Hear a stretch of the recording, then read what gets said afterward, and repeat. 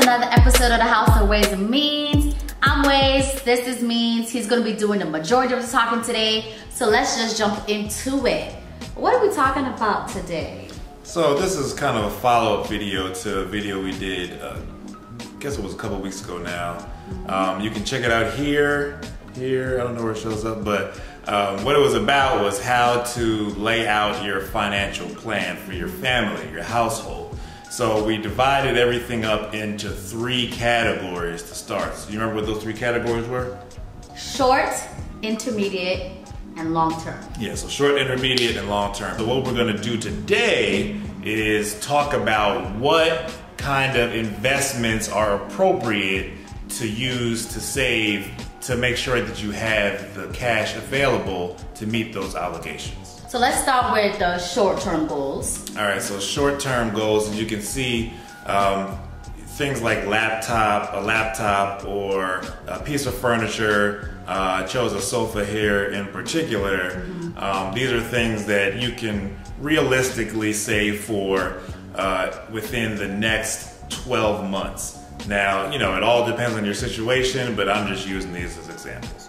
So let me ask you a question. Is it a bad idea to just rent furniture? Don't rent furniture. I mean, why? I mean, because typically what happens in our communities, they get us caught up in these rent-to-own things, and people say it's basically like layaway that you're using in the meantime. But what happens is you're gonna keep spending little by little to rent, and then once you actually are in a position to own it, you've like bought the thing 2 or 3 times over. I mean, it's just never a good proposition. Okay. If you don't have the money for it yet, you just save up toward it. You'll save yourself a lot of cash in the long run, and you know, you just. But what are your family gonna sit on? If you need something, like what are they gonna sit on? Okay. I mean, if you absolutely have to move somewhere and you don't have anything to sit on, I mean, go to the Salvation Army, the Goodwill, or something like that. I mean, you know, you can get used furniture all over the place. I mean, if you're the type to be like, ugh, then stay home with your parents, all right? So you can't be out here balling and not having any money. I mean, it's just not. That's the old model. You know what I mean? That's what they want us to do. Don't be that person. So if it's something like a short-term thing like that, if it's something that you're sure that you can save up for over the next 12 months or so, I would just say savings account. Now, you're not getting much in the way of interest.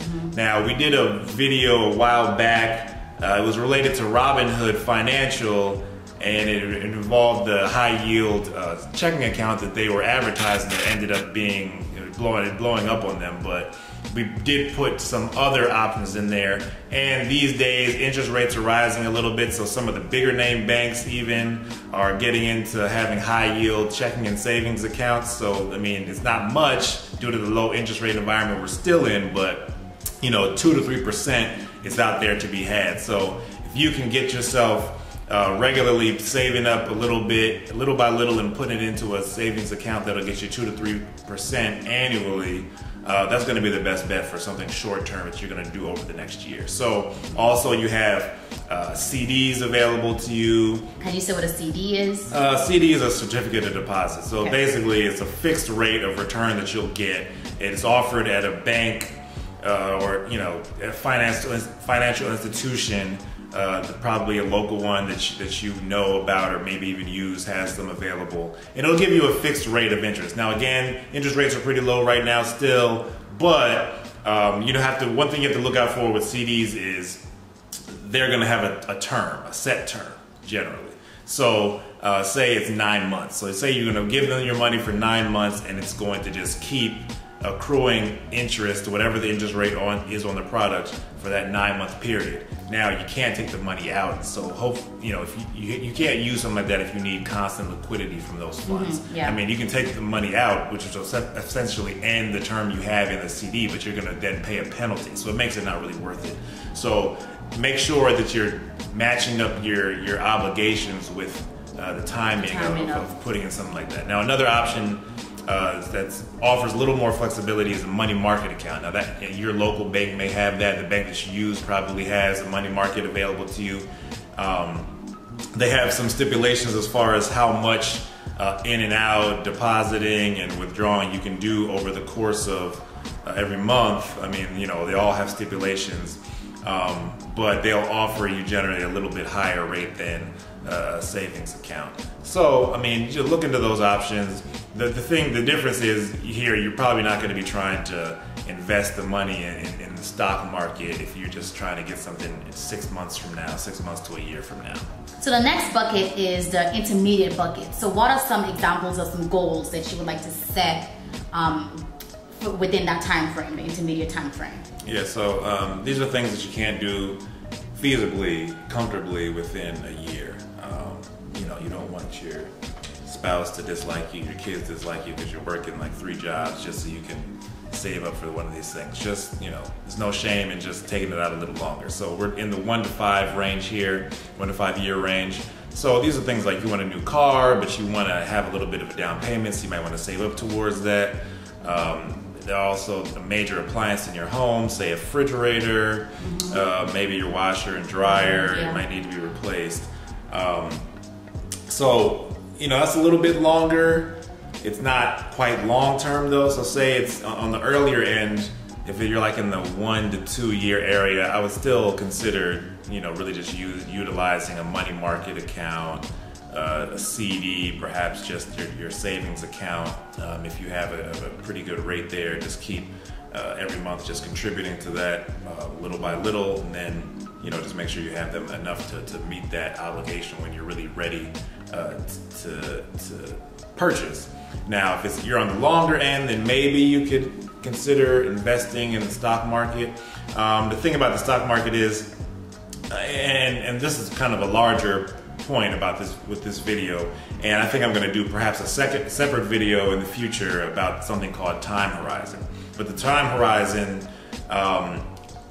it's really just the time that you have available before you have to meet that obligation.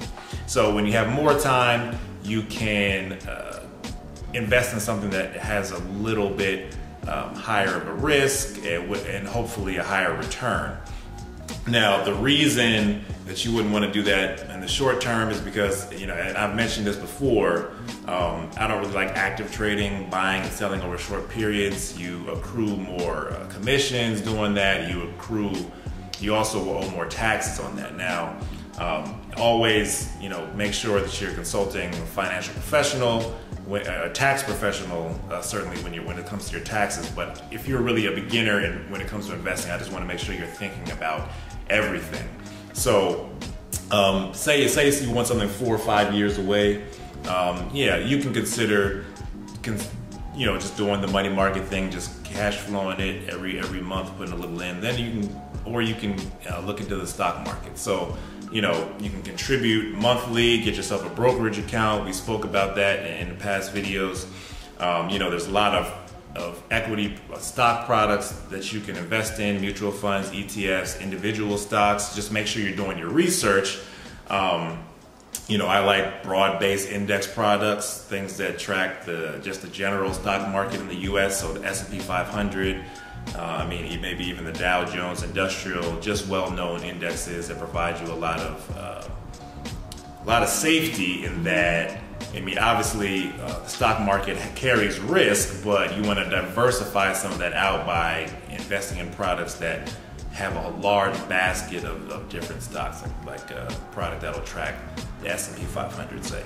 So the thing about that is, you know, if you have long enough available, say 4 or 5 years, you can, you know, just keep putting that into the brokerage account, and you know, having your stockbroker purchase a product that you would just want to sit and hold until that time comes. Now, just be mindful, like I said, of the tax implications, because once you sell, and hopefully you'll be selling at a gain, you will then owe taxes on that. So make sure you stay in touch with your tax professional. Also, I mean, there's a lot of resources out there like the internet to keep you informed on the repercussions and the ramifications of something like that. And then the final bucket is the long-term goal. So what are some things that would fit into that bucket? Yeah, so when it comes to long term, you're thinking about retirement. Thinking about retirement, you're also thinking about, if you have kids, you want to help them go to college, not have to take out all these loans. You want to be able to, meet that obligation for them so they can go to college, not have a whole lot of other things on their mind, not have to worry about necessarily getting a job while they're in school. And then when they're getting out of school, they'll be debt free. That's something that we would have loved. It wasn't able to happen for all of us, but obviously we want to do the best for our kids. So when it comes to making sure that you can meet those obligations for your children in college, one of the most popular options is what's called the 529 plan.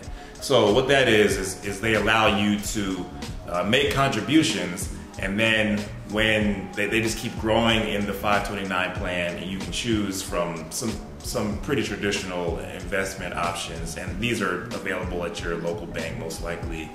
And just research on those 529 plan again, but they allow you to make contributions, and then when your child is in college, you're able to make withdrawals, and those withdrawals will be tax-free. They'll be tax-free as long as you are putting them towards the school-related items, so tuition, board, books, things like that, school supplies. So that's something you can start really early. So say your child is a kid or even going to be born soon, you can look into opening one of those up so that you can contribute at your own pace, and then 18, 19, 17 years down the line, when it's time for the child to go to college, then that money will have grown to the point where you'll hopefully even have more than you need.